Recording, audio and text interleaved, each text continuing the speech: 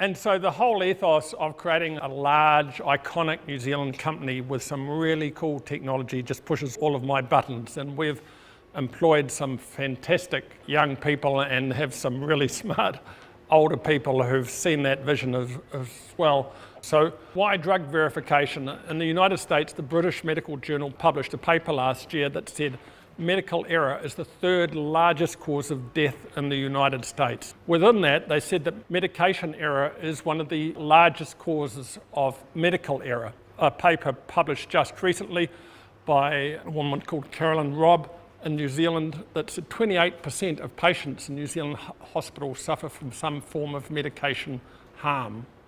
And so to give the right dose at the right time to the right patient is increasingly challenged as the population of hospitals becomes more aged. So 65% of healthcare is spent on people over 65, and those people are on complex medication regimens.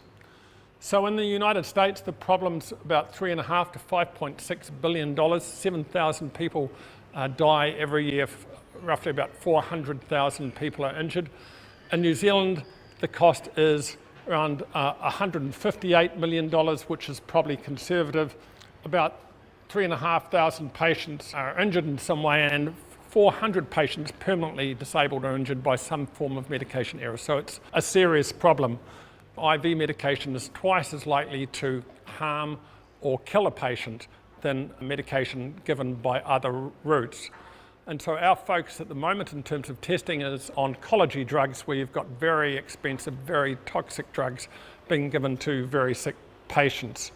Solution to that problem is to put the drug sample and to analyse and verify the actual drug itself in terms of the drug identity and the concentration. So how it works, we fire a laser beam through an optical window in a medical consumable and come up with an 8-dimensional signatures. So we get a library of drugs with specific signatures that we can recognise the identity and concentration of each drug. Current verification time is 10 seconds. It was 100 seconds when we first raised money in 2016 with the snowball effect, and Kyle's working to get it down to 5 seconds next week. Then down to a second, which puts us in the space of anaesthesia, where the doctor has to give the drug immediately. So we've spoken to 4 of the 5 largest medication infusion pump companies in the world and are speaking continuously to the FDA.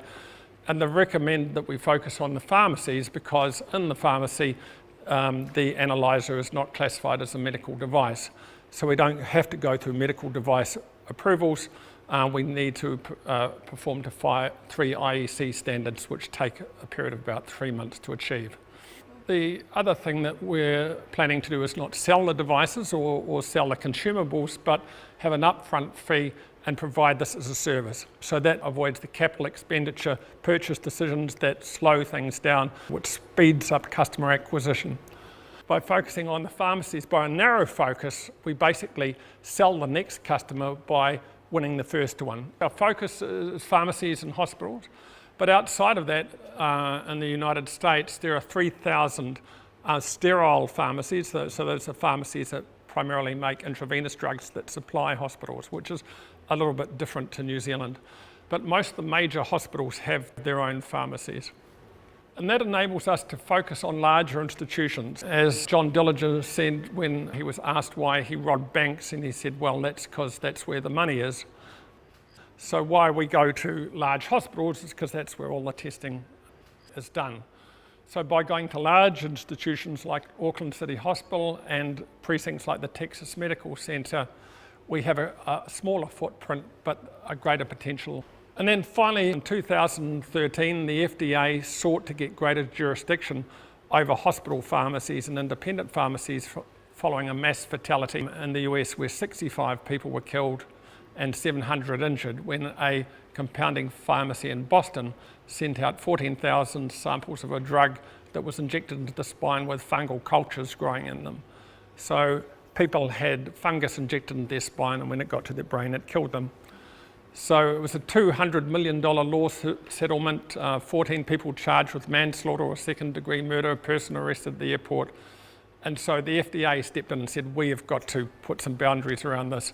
And there's a 10-year program of legislation, and our sort of gold standard is to become part of that in terms of actually verifying the drug as an essential step in that process. Well, why Veriphi's for the pharmacy? Essentially, there is no solution at the moment that enables them to verify the drugs, which are mostly clear solutions from an IV bag or a syringe. There's no way for them to know what it is. The economics of pharmacy error are compelling, so typically stats will say that for every 1,000 drugs given, between 1 and 5 will be an error. If that's a serious error, that error will cost typically $15,000. So that's a big overhead for 1,000 drugs delivered. So it doesn't take too many errors to make a solution that stops it economical. We have a short verification time, so that enables us potentially with our consumable to potentially test every drug and allows them to verify the drug on site rather than sending off somewhere else. It doesn't require a scientist, but just a technician or an operator on the floor. So again, you're saving in labour. So the key thing is to find a solution that covers all the blind spots that occur in existing systems.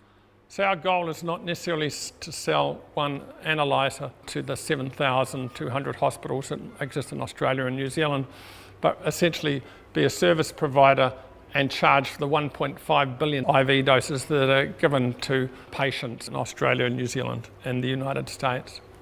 Once we have that footprint, we can then go broadly into the hospital environment to operating theatres, medication rooms and wards.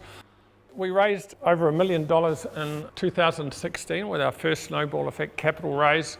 From that, we'd gone from a team of 3 to 7 or more people. We produced 3 prototypes. Now we have 5 commercial devices, and we'll be sending some of those shortly off for regulatory compliance. Verification time has dropped from 100 to 5 seconds. We've recently completed our first phase of hospital trials, and we're in negotiations with a number of potential customers.